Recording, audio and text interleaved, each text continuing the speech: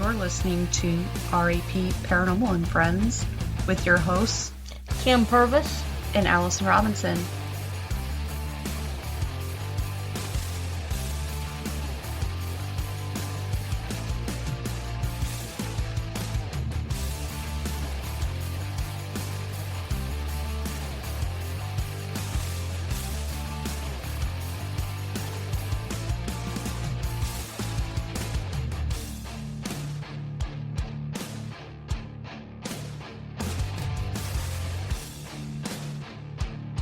Make sure to check us out on our Facebook pages, REP Paranormal and Friends and REP Paranormal Busters, for up-to-date show information and events.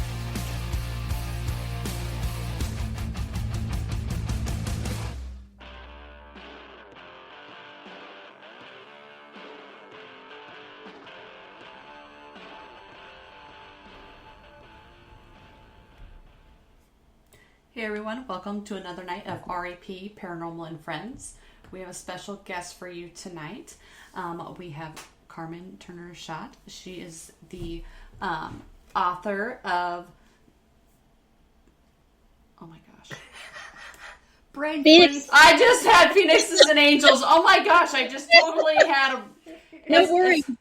I've been Phoenix running. Angels. Yes, Phoenix and Angels, mastering the 8th and 12th astrological houses. I oh my gosh, I don't know why. No worries. But anyways, welcome to the show. Now, not only have you written this book, though, you're a licensed clinical social worker, correct?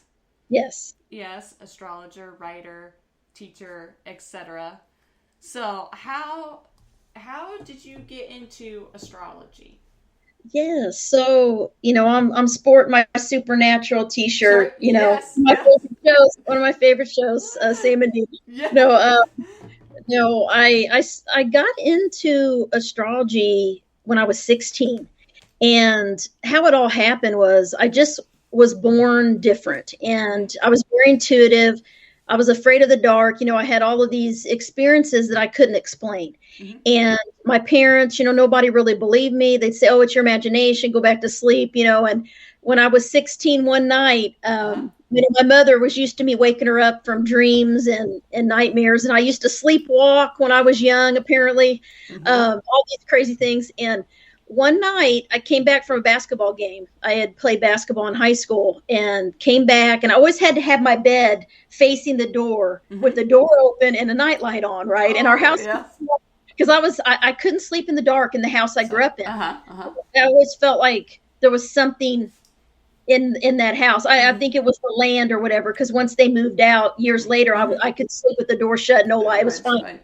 But it was something about that house. But I always had to have the door open, the nightlight on, and my mother's room and my dad's room is right across the hall. Mm-hmm. I remember my brother and dad were on a fishing trip, and my mother and I were home alone. So I go to bed like normal.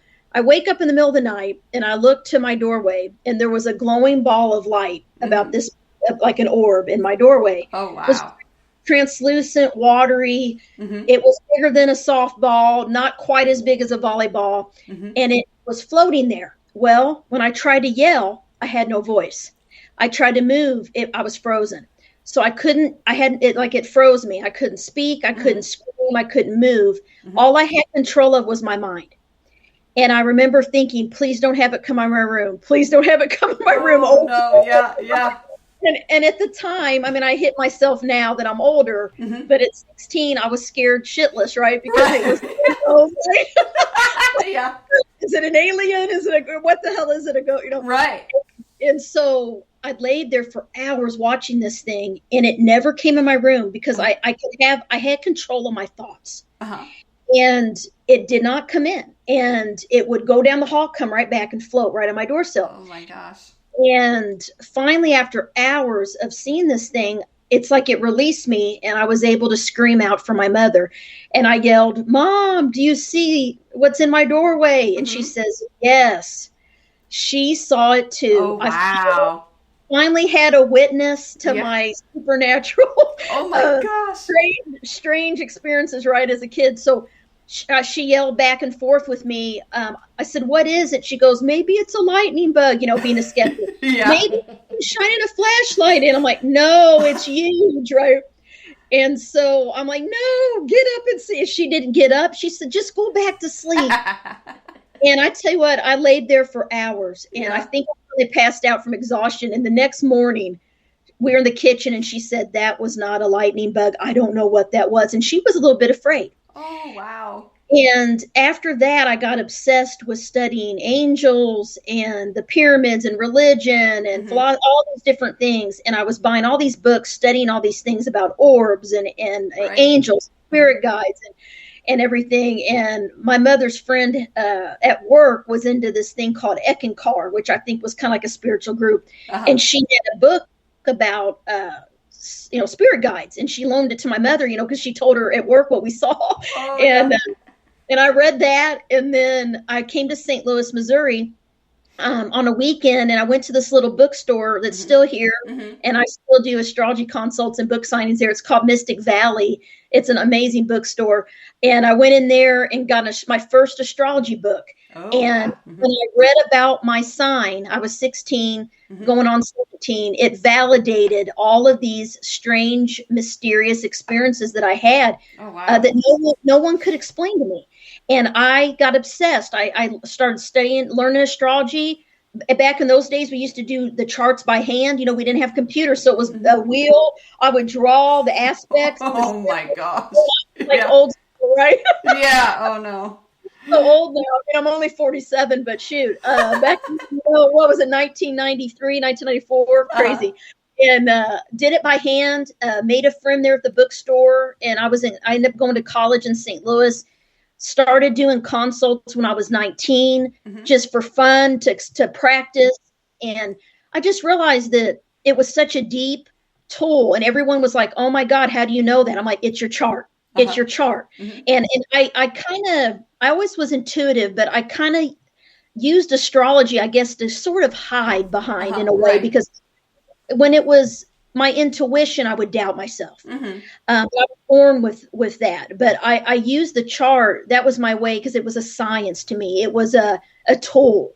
And so everybody loved it, and they're wanting to pay me. And I'm like, no. And I started taking donations. I didn't charge for many years.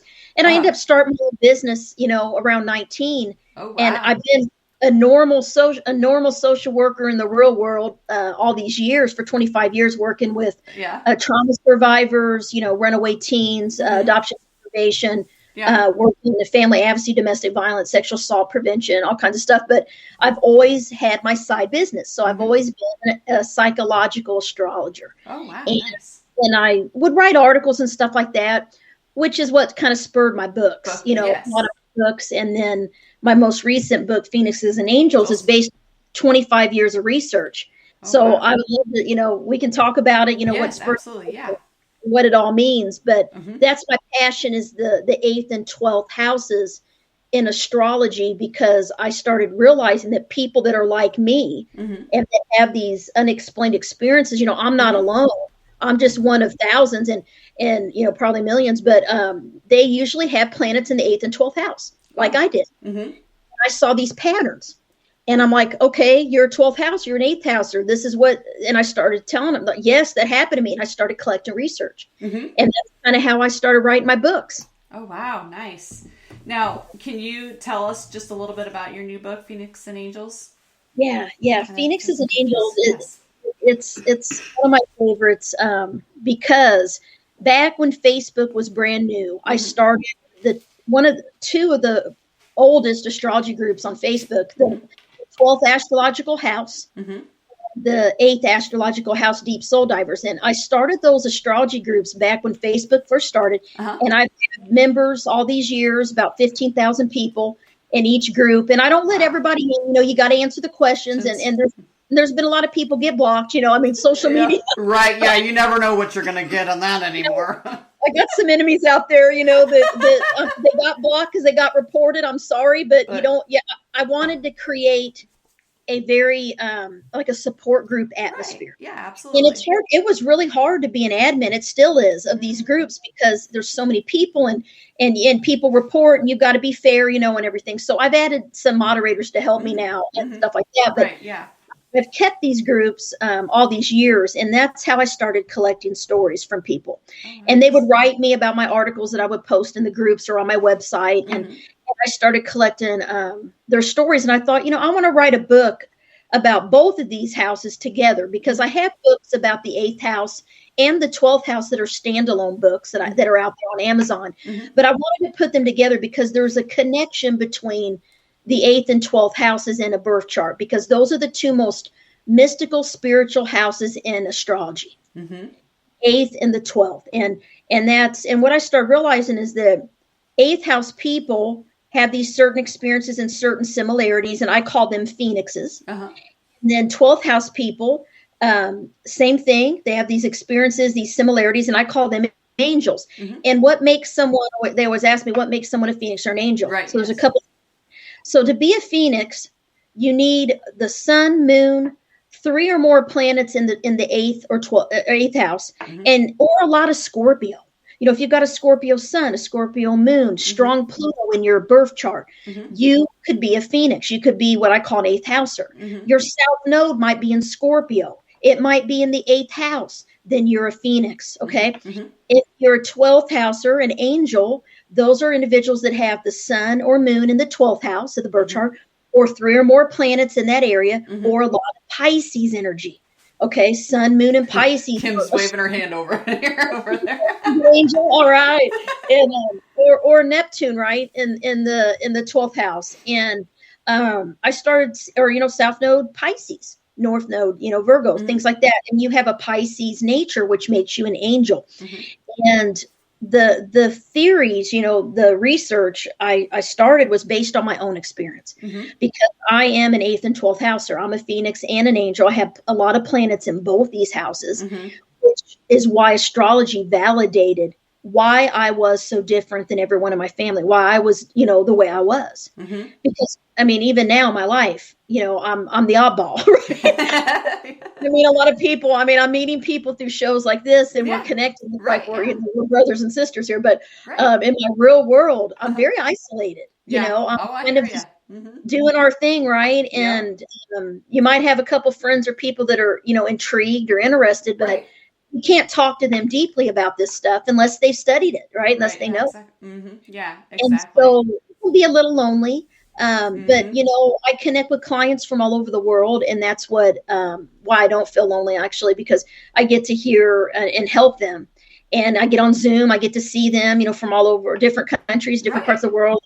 And they found my groups, they found my books, and they want me to do their birth charts. So I do. And I teach classes in the 8th and 12th houses. I teach basic astrology, but the thing about the 12th house and 8th house, we could talk a lot about it, what the patterns are that I've seen, want me to talk a little bit about that. Absolutely. Yeah, go for it. So the 12th house, let's start there. The 12th house is the house of mysticism. It's the house of the conscious mind, the subconscious levels of mind. It's the house of dreams, sleep, escapism, oneness with God, connecting to a higher power, right? Ghost, angels, loneliness, suffering, service to others, all mystical experiences, imagination, idealism, all of these, romanticism. Okay. All of these Pisces, if you read about the sign Pisces rules the 12th house. So all of those energies are in that area of life. And in astrology, we call the houses, there's 12 houses. And what it is astrologers, when you're born, the moment, time, place of birth, date, year, everything, we take a picture of the sky when you're born and we put it on a piece of paper. And we break it into 12 sections. The sky, 12 sections, those are the 12 houses. Those houses are really areas of life. And so there's 12 areas of life that are all important. I just focus my research on the 12th and 8th, and because of the spiritual houses. So the 12th, when you have planets there, a couple things that happen. Number one, you always feel different and like you're an alien. I've been interviewing people. I'll pick 50 random people to send me their chart. Yeah. And if you got the sun, moon, or 3 or more planets there, send me your chart, right? Or if you're a Pisces, sun, moon, etc. And I look at these charts and I ask them 5 questions. Right. Out of 50 charts, 49 out of 50 people tell me, yes, I have all 5 patterns. Oh, wow. And it's now I'm researching this. Now I'm actually doing scientific data and articles for like astrological magazines, right, that are research based. So one of the patterns is they always feel like they're not from the family they're born in.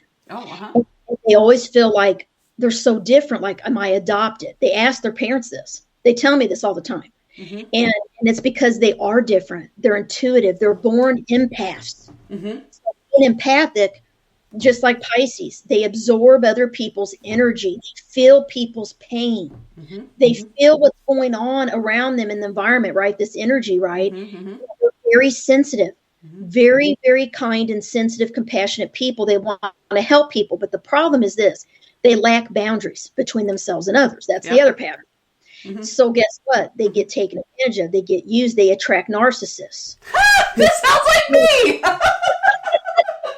Yeah, I used to do that in the old days. Been there, done that, learned that, right? I got heartbroken, thought I'd never survive, look at crying my eyes out. Yeah, I got over that, right? That's 12th house. Secret love affairs. That's another pattern. Romanticism. Idealism. So what 12th house people do is they see people as they want them to be, not as they really are. They see everyone with rose-colored glasses. They think everyone's like them. Then they get hurt real bad sometime in their life. And then they realize, wait a minute, I'm like, no one's like me. Like, are they different than me? I would never treat someone like that. Right. And that is because this house is meant to test us, the 12th house, to make us seek the purpose of life. Why am I here? I'm a soul. I'm not just here to eat, sleep, work, die. Right. Yeah. So when you have planets here and a lot of Pisces, you have to go through some heartache. And you got to go through some tough experiences. And it usually involves love, okay, and relationships. Another pattern that I see is there's often a missing or absent parent. The mother or father is often not a connection. Now, they could be physically absent, like you never knew them, or parental divorce, or they're in the home and you're with them, but you never had a bond with them. It was like they were emotionally distant, physically distant. They traveled a lot. Maybe they were a truck driver. There was something that you felt like you were missing a parent. All of them tell me this. I've been probably 99.9% of people that have this, right? Yeah. And the reason is because that's one of the patterns. And another pattern is psychic dreams. This is the house of dreaming. So people that have planets there, a lot of Pisces, often at some time in their life tell me that they dreamed of the future. They dreamed of something that happened. Yeah. And they knew it was going to happen. I get a lot of that. I call it deja vu, but I don't know. Like, I feel like it's something that's already, but then it happens in real life, like a few days later or weeks or months later. Yeah. That's psychic dreams. That's clairvoyance, which is what 12th house people are born with too. That's one of the patterns. Feeling different, psychic dreams, empathy, lack of boundaries, secret love, hidden love affairs. Because 12th house people, they tend to hide behind the scenes. They have to have solitude. They have to have time alone. They love to be by themselves. And they can go out in the world and have friends, but they like their alone time because that's how they recover. And they like to escape from the stress of the real world. But guess what? We're in the world. So this is why I call them angels. I call them fallen angels. Actually, I have a book called The Mysteries of the 12th Astrological House, Fallen Angels. And that was the first book I published with John Hunt last summer. And this one is part 2. Yes. But the 12th house, the reason I call them fallen angels is because, like I talked about, they feel like I don't belong here. Like they know inside their soul they're not from Earth. And it's so hard to explain this to someone that isn't a 12th house or 8th house or 12th people get this. I mean, they're like, yeah, that's my life. Oh my God, it's like you're talking, in my head. I'm like, well, it's because you have this placement in the 12th or 8th, or you're a Pisces rising, you're a Pisces South Node in the 12th, or whatever. And I can see it in a chart, and it's so cool because when I do these shows, I don't know anything about you, right? I mean, I'll ask, to see your chart later or something, or even live. Some people have me do their chart live. And I'm like, oh my God. you know, this is part of your destiny. So it can show out right in the chart. It definitely can. And so 12th house people, it reminds me of the movie City of Angels with Nicolas Cage. Oh, yeah, I like that movie. You know, he was an angel. And he never wore the black trench coat, you know, and all that. Right, yes. And all the angels. And then he wanted to be human. And why? Why did he want to be human? Because he was in love. He fell in love with the person. Maybe love. Yep. So this is the house of unconditional love. This is the house where we have karma when it has to do with love and life and relationships. Because what better way to learn than to get your heart broke? Because if 12th house people are meant to seek a spiritual path, if your life is perfect and you never suffered and you never had your heart broke, you would not seek or wonder, what the hell am I doing here? Right. Right. Yeah, exactly. So that's why it happens. And I had to learn that the hard way. And now I know, and now I help other people and I do videos about this stuff. Right. But it was hard. And I lived through a lot of these things that I talk about in the book, Phoenixes and Angels. I experienced it myself, and no one could help me. I mean, I'm a counselor. I had to learn these lessons and guess what happens if you don't learn the lessons? You keep repeating the same patterns. Yep. And so what I used to do is I kept attracting people that were emotionally unavailable or that didn't treat me right. But I worshiped them and I put them on a pedestal. And guess what? I also sacrificed myself for others. Oh, yeah. That's a 12th house thing. 12th house, there's Pisces too. They sacrifice themselves. So the 12th house, you have to love yourself truly. And you have to realize something at a young age. And I try to catch people when they're young to tell them this, so they don't have to go through all the things that we went through. Right. What we have to learn is that no human being can ever love us the love we're seeking. No human being is able to fulfill us. Right. But we think other people can fulfill us. These relationships, oh my God, it's a soulmate, it's a twin flame. I mean, you would imagine all these things I used to hear. When I was born, I don't know why, but I always believed in a soulmate. And it was the thing that got me hurt the worst. Oh yeah. It was like a death when I had that happen. You know what I told my mom when I was growing up is, okay, I don't know, I was probably like 4 or something. I told my mom that I was going to have 2 sets of twins and then 1 other kid. I was going to work at McDonald's at the drive-thru, and I was going to work at Bonanza at the salad bar, and I didn't need no stinking man. Oh, that's hilarious. You know, so I grew up thinking that I don't need no man to, like, you know, I'm going to do it on my own. Like, I'm going to be independent. I would love to see your chart, dude. Listen, I see your shirt. You got a very 8th house shirt on. Now let's go into the 8th house. Death, the house of death. Grave, tombstones, rebirth, transformation, loss, healing. All of the deep, dark, taboo things in the world that no one wants to talk about is the 8th house. And that's Scorpio energy. So I would bet somewhere in your chart, what you just said to me is a Scorpio 8th house comment. You know, last year we had a gal on. She did my chart, but do you think I can remember everything she said? She didn't physically send it to me. She did it during, and then she said it through the show, but I can't remember everything she said. Her name was Allura, but I can't remember. But I just know, like, I had a whole bunch of stuff going on. Like, it was like a hot mess, but I don't exactly remember everything that she said, but yeah. Your little soul brought it forward. So you got a totally 8th house shirt on right now and a Scorpio shirt. So I gotta look and see what you can email me after. I want to see what your chart is. I'll send it to you. Yeah, sure. What do I need to send you for that? Yeah, I just need your date of birth and year, month, day, year, exact time, AM or PM is very important, and city, state, country. Okay, sure. Perfect. Yeah, I can do that. Oh yeah, absolutely. Yeah. That's what she asked for too. But I, like I said, she didn't send me a hard copy, so I don't remember. But sure. Yeah. So let's get into the 8th house a little bit, because the 8th house is the taboo house. So the 8th house is about spirits, ghosts, the dead, being connected to death is one of the patterns that eighth house people and Scorpio people have. And from a young age, and what I experienced, I lost my friend at age 16 from an accidental shooting. So that changed my life. And so when I started reading about the eighth house back in the 90s, there were no books about it. I mean, there was it was all scary. Like all of the astrology books I read were like, death, and you're going to go through these transformations and change and all this loss and all this grief, right?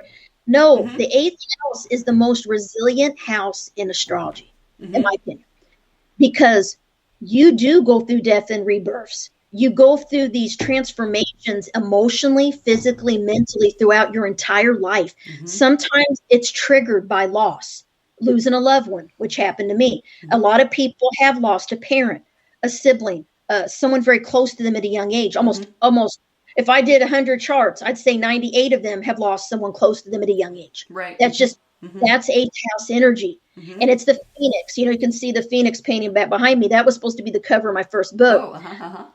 And paint that. And in that picture is the phoenix rising up from the ashes. There's a tombstone that you can't see in the picture. And it has my friend's name on it. Oh, wow. And then there's a picture, then the Grim Reaper standing there in all black, skeleton holding the symbol of Pluto. Because that's all symbolic of the eighth house, because the eighth house is where people are scared to talk about shit. So death, sex, intimacy, loss, you know, and when I was little, and eighth house people tell me this, they always wonder, where am I going to go when I die? I remember laying in bed thinking, what if I die? Where do I go? And I've had eighth house people tell me that they used to have dreams where they were being buried alive or in a coffin. I just interviewed a friend of mine who's an astrologer and on last week, and he's an eighth house son. He said he had a dream when he was very young about his own grave. Oh, wow. This symbolism of death and rebirth is eighth house. And there's different things, you know, being afraid of that there's people in your room or ghosts, things like that, because people are sensitive to the other side, because it's the house of the astral. So like, you know, the material realm, we're in the material realm, you know, in the Kabbalah, we're in Malkuth, which is the lowest realm on the tree of life, right? And right above us, like a veil, is the astral realm. And that's why eighth house people and 12th house people, but specifically eighth, will wake up and see someone stand at the side of their bed, or they'll see something glowing, or an orb, or a ghost, or you know, or they'll dream. And what is that? Well, I believe, I don't judge people, because I've heard so many stories, and I know that I've experienced things, and because I've experienced these things, I believe. And I used to always say, if I see it, I'll believe it. I wasn't like completely open. I was born in the Midwest. Okay. I was raised Baptist. Okay. I was baptized in the water. Okay. And all of it.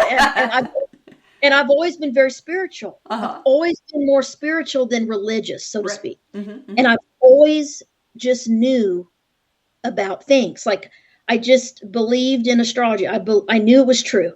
I knew it was a science. I knew that it was accurate. I love crystals. I love, you know, Reiki. I'm a Reiki master. You know, all these things that would be taboo.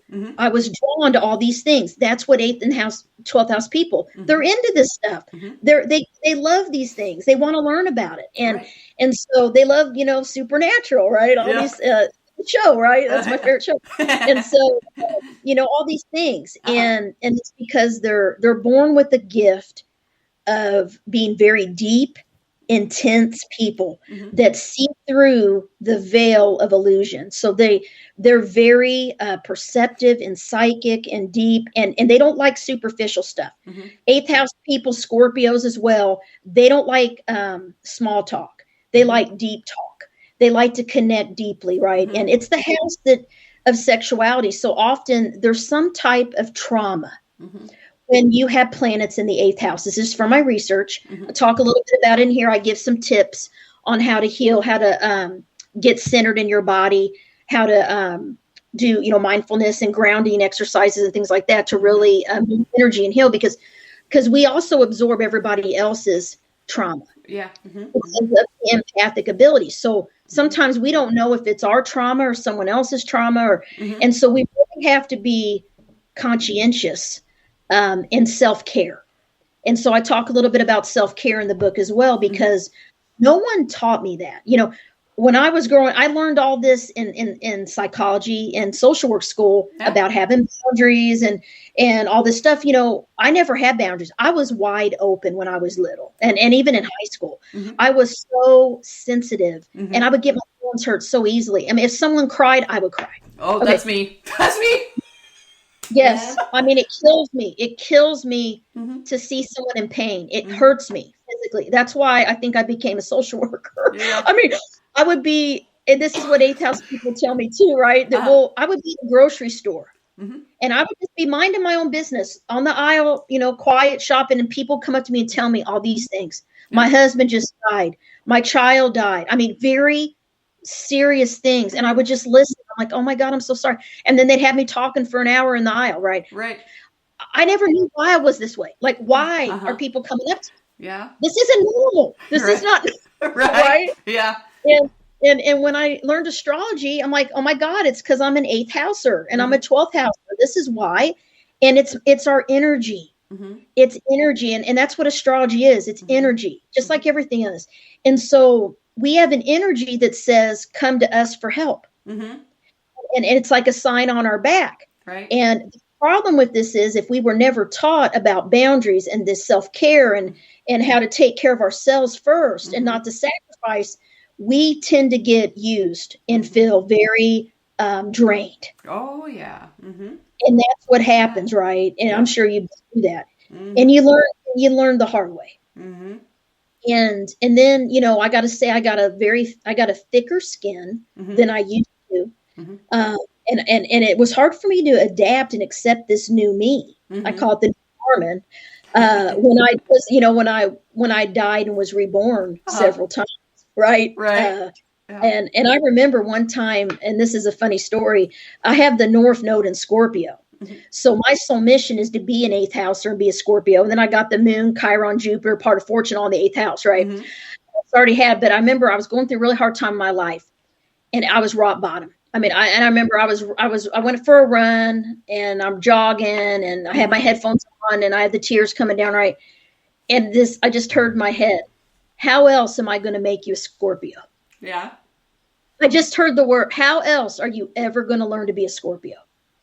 And I start laughing because it was so freaking true. Because if you don't lose things, if you don't have pain or loss or crisis or trauma in your life, and you have to overcome it and be resilient, you're never going to be a phoenix. A phoenix has to die and come born new out of the fire, right? And it hurts. It's painful. And it reminds me of a butterfly. I associate the 8th house with the life of a caterpillar and a butterfly, because when it's in the cocoon, man, it looks rough. It's like death. It's horrible. Right. But then look how beautiful it is when it comes out of that cocoon. Right. Yeah, absolutely. And that's 8th house energy. That's Scorpio energy. And I've always been good in a crisis. And I used to do crisis intervention, suicide hotlines, all this kind of stuff. And the adrenaline, I just knew what to say, or what it was crazy, because I was scared to death to get on the phone and answer these calls. I did that back in college and stuff. And I was able to help people, in the moment, in that crisis. And that's 8th house. 8th house people, something, survival instinct kicks in for 8th house people. They are survivors, because what helps them survive is their anger, because they get pissed off because it's Scorpio, right? It's like, I am not going to let this mother or whatever person kill me or get me down. You may be depressed and can't get out of bed for a little while. And eventually you will get angry and forget this, and you will get up and you will move on. Right. And that's the strength of an 8th house person. I mean, they go through dark times. I mean, they go through really hard times. A lot of them share these stories with me, and I'm like, my God, look at what you've been through, and look at how strong and how you're helping other people now, because it's the house of the wounded healer. You end up helping other people that have been through what you've been through. And that's why you're 8th houses are phoenixes. That's why I call them phoenixes, because they're healing. It's the house of healing. It is. It's not a bad house. Now, there's a lot of very intense things that go with the 8th and 12th house. A very, very mystical, very can be dark. The shadow self.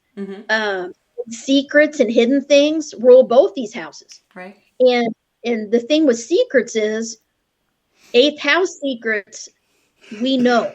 It's like 8th house people can see and know the truth. And so we know people are keeping secrets from us, but we know it. We're like detectives. Yeah. We got like that's gotta people be that Chloe. Yeah. My right? daughter. It probably is. My daughter's like that. Like they're into, solving crimes, catching criminals, people's personalities, psychologists, analyzing people. This is all 8th house stuff, right? Also, it's the house of business and people managing other people's money, inheritance. So there's some other things with the 8th house, not just death and rebirth, but there's a lot of really important things that rule this area of life. And so having planets there is very important, and having a lot of Scorpio. But even if you don't have planets in the 8th or 12th, I always tell people, we always want to look at what sign is on the cusp of the 8th house and what sign is on the cusp of the 12th, because that energy is still going to affect you. Everyone has a 12th house. You may just not have any karmic issues there, because you don't have a planet or whatever, but you're still going to have learning. And for me, I got Aries on that house, and I just happen to have planets there. But if you don't, what we look at is looking at the 8th house. You can also see how you might die, how your ending will be in life. Sign is on, show a lot of, give you a warning, be careful. So for me, I know I need to. Oh, you're cutting out a little because bit. Aries is prone to accidents. Okay. Can you hear me now? Yeah, Aries is prone to accidents and stuff like that. Okay. But Capricorn, like the 8th, they typically live a long life, a very long life, and die of natural causes, like go to sleep.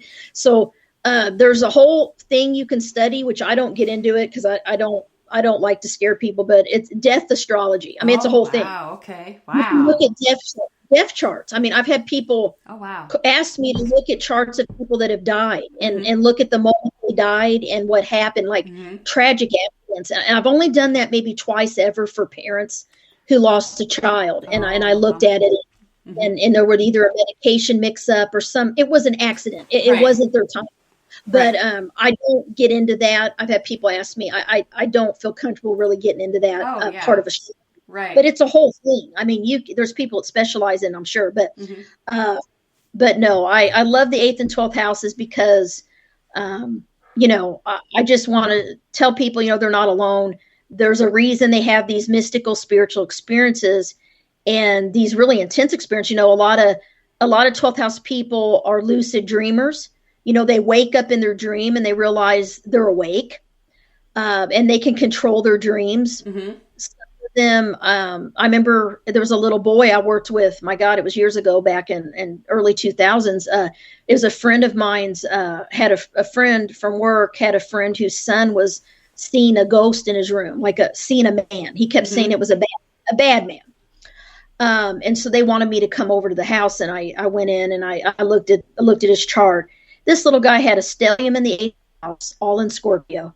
He was drawing tombstones and cemeteries and all this stuff. His mother was so scared. He was only like 9. Oh, wow. And come to find out who he was seeing, the man he was seeing was her father, who had passed away when he was a baby. Oh, wow. He had never known his grandfather.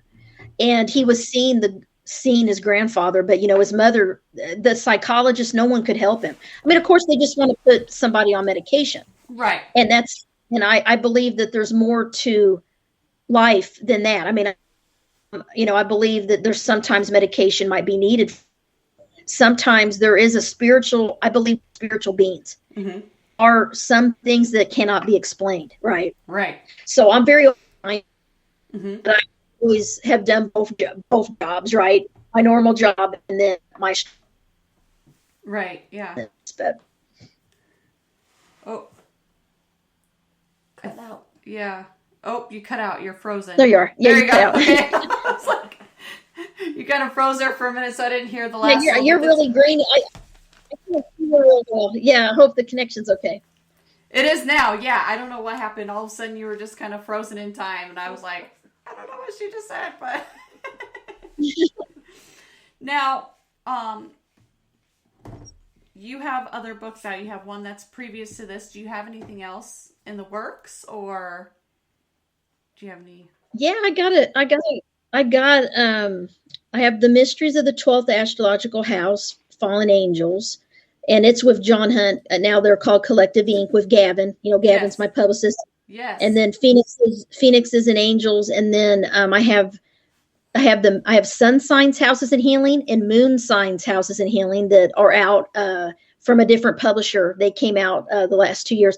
And then I have a couple self-published books out there. Oh, wow. One on the eighth house. I self-published my first book, which was a deeper look at the sun signs. It was just a series of articles I wrote about each sun sign for fun. I self-published a little book. It's on Kindle. Okay. And nice. then I self-published The Mysteries of the Eighth House Phoenix Rising. That's a book that I published in 2010. Okay. Wow. So it's been out quite a while, and it's on Amazon. And then I wrote a series of articles because I'm really interested in astrotheology and astrology in the Bible. And I wrote some articles for about.com years ago. They asked me to write some articles about astrology and Christianity. Oh, wow. And I did. And I put them all in a little Kindle book called Astrology from a Christian Perspective. It's like a little $5 book. I don't even know. I put on Kindle. So it's out there, and people have found it. I don't market it that often, but then I got a little Kindle book about astrology awareness, which is just some articles that I've wrote throughout the years. I put them in a Kindle book. But I do have a new book coming out with my astrologer friend who's an eighth houser, Bernie. His name's Bernie Ashman. We have a book coming out with Collective Inc. Next summer, and it's called Astrology's Magical Nodes of the Moon. It's about the north and south nodes, which is our soul mission and our past lives. Oh, wow. Okay. And that book is already written, and we just got a publishing date. It's going to release next July. Oh, wow. Awesome. So hopefully I can come back on and Bernie, talk about the past lives and the nodes. Yeah. Oh, yeah. That'd be awesome. Yeah, absolutely. Yeah, I would like that for sure. I was just looking to see. I don't see that we have any questions yet in here. They just said that they're really listening into this right now. So, but we do have people in chat. But yeah, they're like, I don't know. We're just really listening in. So yeah. Yeah. If you have any questions, feel free to ask. I can always. Everybody can go to my website, CarmenTurner-Schott.com, SCHOTT, and you can sign up for my newsletter, and I will email you a free birth wheel and little report about your personality. Oh, wow. Nice. Okay. It's something that I'm offering. If you go to my website, a pop-up will come up, and you can put your info in and everything. But, for those that don't know what a birth chart is, I guess I didn't really get into that. No, you didn't. Yeah. If you want to kind of give a little bit of that. Yeah, absolutely. Sure. So if you're looking up at Earth on the date, month, and year of your birth, exact time and place, all of the planets were in a certain star constellation, which we call the signs. There's 12 signs in the zodiac, and we're on the ecliptic. It's like a circle that goes around, right?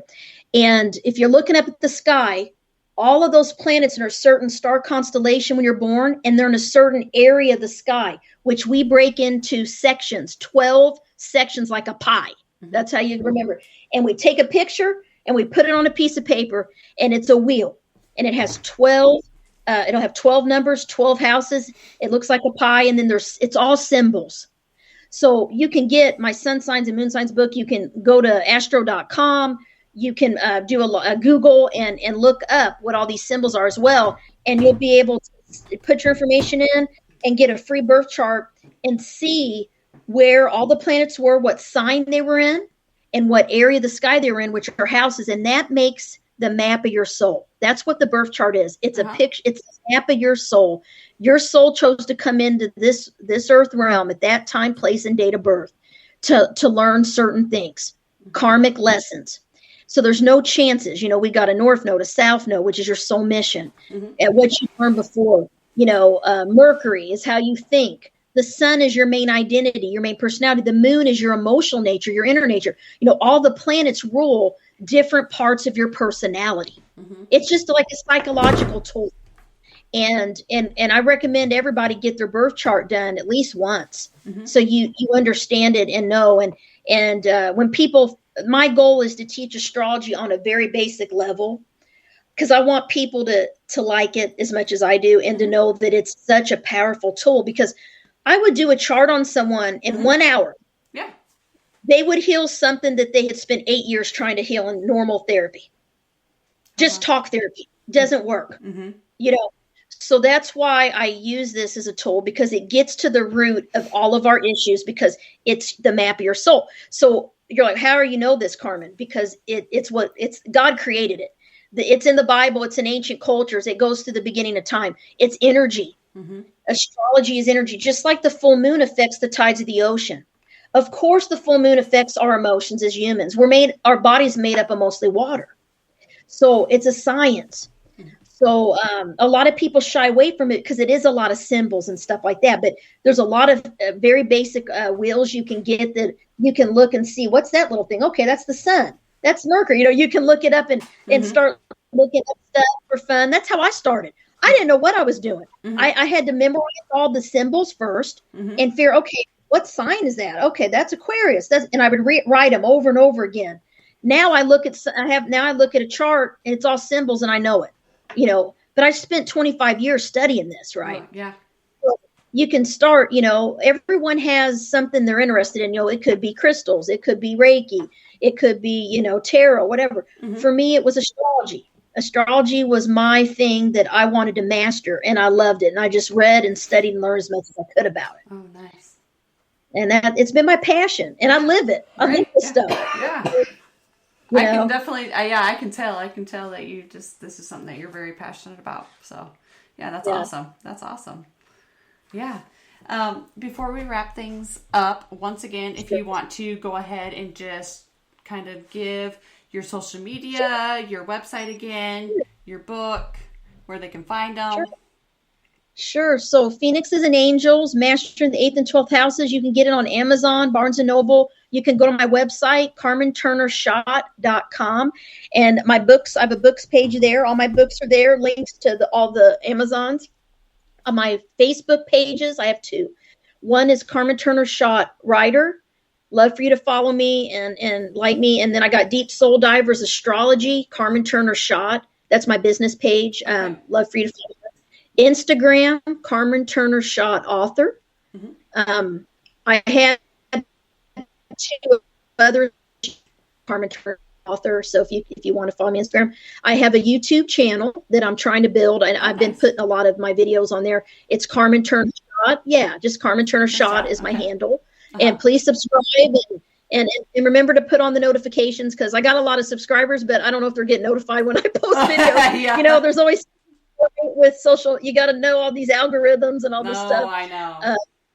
It's crazy. And I do have a new show on BBS Radio, the 2nd and 4th Saturday every month, called Deep Soul Divers Astrology. And you can watch Facebook Live. I'll stream live, and then also I post the videos on my YouTube, and you can watch me talk about astrology. You can call in with your chart if you want to ask me a question live, and I have guests come on. BBS Radio TV. Yes. Okay. They have a Facebook page and a website, BBS Radio Deep Soul Divers Astrology, and you can go and find my page and call in numbers, all that, how to join live to call in with your astrology questions, or if you have any questions about your chart, I can pull it up live. And so that's 2nd and 4th Saturdays of every month. I just started that show like 2 weeks ago. And so, yeah, I love teaching astrology, and that's kind of why I'm doing, and writing books, you know, it's my thing. So yeah. I'm happy you had me on. And absolutely. Anytime. Yeah. If, when your next book comes out, if you want to be on, and then, I can't remember. I'm so bad at names. Gavin. No, well, Gavin. Yeah, he's your publisher, but you said you were writing the book with your other... Oh, yes, Bernie. Bernie. I knew it started with a B, but I have terrible names. And he's been an astrologer since the 1970s. He's got several books out as well. He's a published astrology author. He's wrote astrology programs for Dell, horoscope, you know, stuff like that. So him and he's been in my 8th house group for many years. That's how we met, and we decided to write this book together. So we're really, I've never wrote a book with anyone before, and it was awesome. So we can't wait for it to come out next summer. So But yeah, Phoenixes and Angels. Yes. If you do get it, love for you to rate it, review it for me on Amazon. All of that. And if you want an author copy from me directly, you can always contact me. I have a few author copies left as well that you could purchase. I can mail. Yeah. Perfect. Awesome. Well, it was a pleasure having you on, Carmen. Please go check out her book, Phoenix and Angels. Amazon, Barnes & Noble, anywhere probably that you can find a book. Go out and find it, rate it. We will also put her social media, and I did put her website and things in the chat. So if you're listening, please check out the chat. You can get that information in our chat, and then we'll also post it on our social media as well. And thank you so much for being on. It was a pleasure talking to you, and can't wait to talk to you again.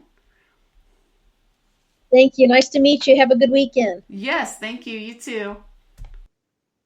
Thank you.